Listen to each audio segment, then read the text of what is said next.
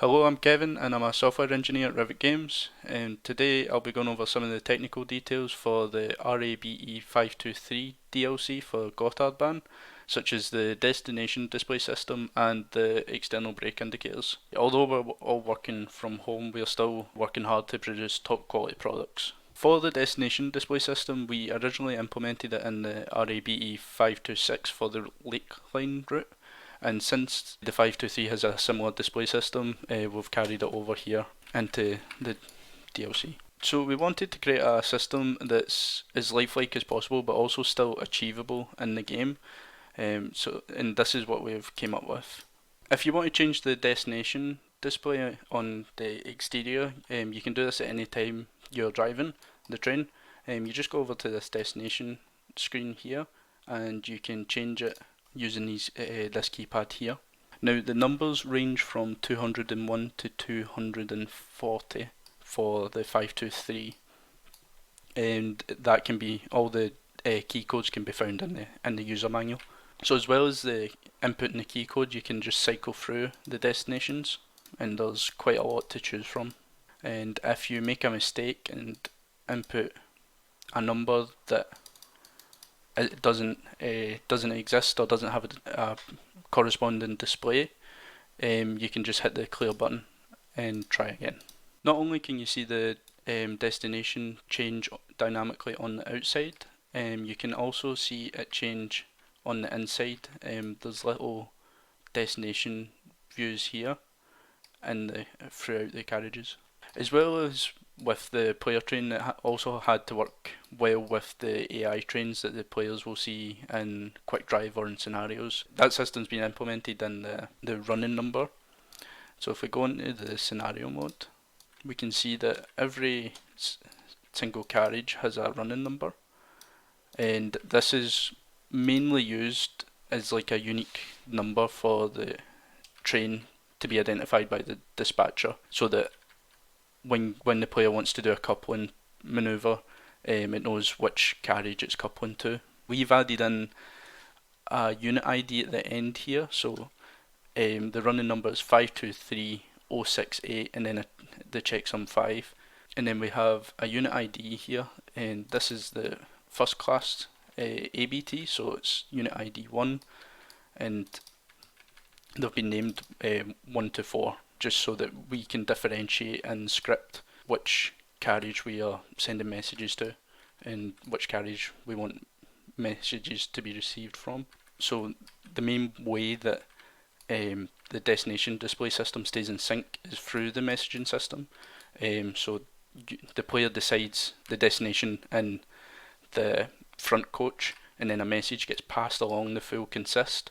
So even if we were coupled to another 523 multiple unit, it would then get passed through to the next 4 coaches as well, and that's just telling all the carriages that it's set the display of Ersfeld, and then it will set them up appropriately.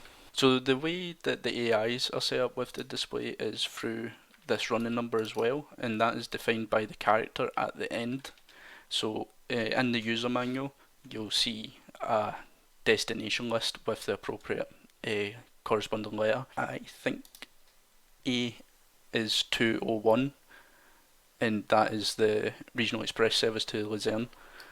So if you wanted an AI service that's going to Luzerne, you would put in a capital A just in all of the coaches here. The AIs don't pass messages between each other, so you have to ensure, if you're creating a consist like this, that you're putting in the same letter for all coaches, or else the display system won't be in sync. Say you wanted the display to be blank, but you still want passengers in them, you can do lowercase n, which is what it's defaulted to, and that gives you that display. There was a limitation where if you wanted like some scenery static consists, just in a yard, the passengers would still be inside the carriage, so we added in another blank display that also means that the passengers would despawn, and you could have them anywhere in, say, the Bellinzona yard. Just static 523 consists just in here without any passengers in them, and that letter is U, lowercase u. the AI trains can't change the display dynamically, so if you're doing a quick drive, the display will just be blank, and that's just due to a limitation with the game. But in scenarios, you can define the destination. It's only the player train that can be changed dynamically at any point in the game. So we listened to your feedback as well, and we actually added in the wing mirrors animating just for further polish, and we also added in multi-speed wipers for the 523. So the first setting is intermittent, the second setting is slow, and the third setting is fast. And you can see that we've added in notches for the switch. So people wish that they want to park up the train like in real life and use the parking brake, but unfortunately due to the limitations of the game, we can't do that. So what we did to kind of simulate this is that we tied the parking brake to the handbrake, and that just gives the kind of feeling that you've parked up, which is a good substitute. These buttons on the cab are pretty important, and they've all got a specific purpose, and some of them can be implemented into the game and some of them can't. Unfortunately, we can't make these passenger door actual buttons, but we can hook up a display for them. So these actually work, so they light up on the correct side. So right now we've opened the left hand doors and the corresponding buttons have lit up inside the cab. This works for request stops as well. You'll see a halt lamp light up on this display over here if there is a request stop. So another little feature that we added into this train was these external brake indicators. So these just let the driver know that when they park up that the brakes have been applied. The one on the left is the handbrake, and the one on the right is the air brake.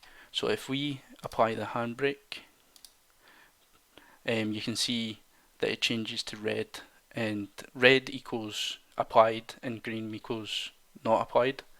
So if we let go of the handbrake and we turn off the air brake, we'll see this change to green as well. This is consistent throughout all the external brake indicators, so even on the cab end that you aren't driving, these will still update, and I'm pretty sure they are on both sides. Yeah, so it's all these little features that accumulate and add to the overall gameplay of these trains, and it's little systems like these that just add to the polish of these trains.